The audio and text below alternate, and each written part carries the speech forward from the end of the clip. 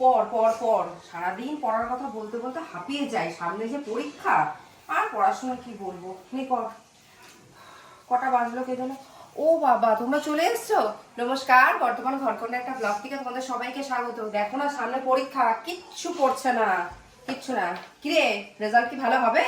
হ্যাঁ, অনেকটাই হবে ভালো। আচ্ছা নে কর কর, তাড়াতাড়ি কর। 15 ইজিলি চলে আসবে। দেখো না, পড়াতে পড়াতে অনেকটা সময় হয়ে গেছে। কি করব, তাড়াহুড়োর ভেতরে মাটন রয়েছে আজকে প্লেন। তোমাদের আমি মাটনের একটা রেসিপি দেখাবো, মরিচ মাটন। তো চলো উপকরণগুলোর সাথে পরিচয় করে দিই। এখানে রয়েছে মাটন, পেঁয়াজ কুচি, আলু, কাঁচা লঙ্কা পাকা মিলিয়ে রেখেছি আমি। এখানে আদা রসুন বাটা, জিরে ধনে শুকনো লঙ্কা বাটা, গোটা গরম মশলা, তেজপাতা, টমেটো কুচি, আর নুন, হলুদ, নুন, সর্ষের তেল। প্রথমে সর্ষের তেলটা দিয়ে দিচ্ছি। খুব চটজলদি একদম মাটনটা রান্না করতে হবে, সময় নেই আজকে। তেলটা গরম হলে আমি আলুটা লাল লাল করে ভেজে নেব। আলুগুলো এবার আমি ভেজে নেব, তেলটা একদম গরম হয়ে গেছে।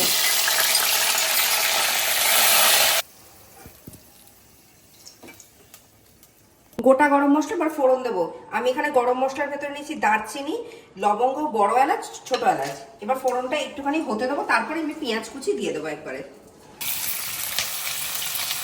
এবার ওই পেঁয়াজটা দিলে পেঁয়াজটা কিন্তু একটু লাল লাল করে ভাজতে হবে অনেকক্ষণ সময় নিয়ে। যদি তোমরা দরকার পড়ে এই সময় তোমরা একটু নুনও দিয়ে দিতে পারো এর মধ্যে। এই দেখো পেঁয়াজটা আমার একদম ভালোভাবে ভাজা হয়ে গেছে। ভাজা বলতে খুব বেশি ভাজা করবো না, তাহলে কিন্তু লাল রঙটা আসবে না। এর সাথে এবার আমি আদা রসুন বাটা আর বাদ বাকি মশলাগুলো দিয়ে দেবো। আর এখানে কিন্তু রসুনের পরিমাণটা একটু বেশি, আদার পরিমাণ কিন্তু কম। এবার আমি মশলাটা দিয়ে দেবো এখানে, জিরে ধনে শুকনো লঙ্কা বাটাটা। আর এখানে কিন্তু আজকে আমি কাঁচা লঙ্কা বেটে দিইনি, কারণ যেহেতু কাঁচা লঙ্কাটা আমি গোটা দেবো তাই। আর এর সাথেই আমি টমেটোটা দিয়ে দেবো। তোমরা চাইলে এখানে ফ্যাটানো টক দই দিতে পারো। আমি টক দই আমার ঠিক মানে এই রান্নাটা ঠিক পছন্দ না, তাই আমি দিইনি।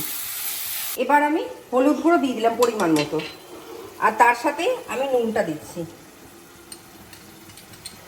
মশলাটা হালকা কষানোর পরে আমি মাটনটা দিয়ে ঢেকে দেবো।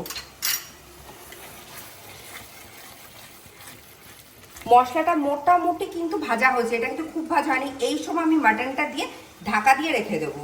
আর আমি মাটনটা কড়াই দিয়ে করছি, তোমরা চাইলে সময় অল্প থাকলে তোমরা প্রেশার কুকারে করো। এরকম মাটনের থেকে নিজে থেকেই অনেকটা জল বেরিয়েছে, আর মোটামুটি মাটনটা সেদ্ধ হয়েই গেছে। আর একটুখানি সেদ্ধ করে আমি নামিয়ে ফিরে আসি। আর এই সময়তে এই যে বলেছিলাম যেহেতু মরিচ মাটন, কাঁচা মরিচগুলো দিয়ে দিলাম, মানে কাঁচা পাকা। আর এই সময় আমি অল্প একটু তেজপাতা দিয়ে দিচ্ছি, গন্ধটা খুব ভালো হয়। এবার আমি একটুখানি ঢেকে আরেকটু কষিয়ে নিয়ে ফিরে আসছি তোমাদের কাছে। মাটনটা হয়েই গেছে। এবার আমি এখানে যে ভাজা আলুগুলো দিয়ে রেখেছিলাম সেটা আমি মিশিয়ে দিলাম এখানে। ভাজা আলুগুলো দিয়ে একটুখানি ফোটাবো। আমি ভাজা আলুগুলো দিয়ে একটুখানি ফোটাবো, মানে আরেকটুখানি ঢেকে আমি হতে দেবো। তারপর আমি পরিবেশন করে তোমাদের কাছে ফিরে আসছি।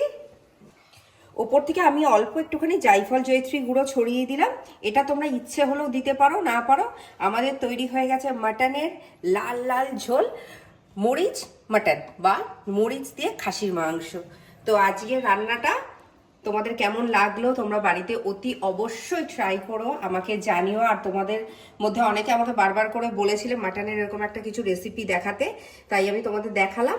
আর কিরকম লাগলো না লাগলো আমাকে অতি অবশ্যই কিন্তু জানিও। আর আজকের রেসিপিটা ভিডিওটা যদি তোমাদের ভালো লেগে থাকে তোমরা অতি অবশ্যই আমার চ্যানেলটা সাবস্ক্রাইব করো, শেয়ার করো, লাইক করো।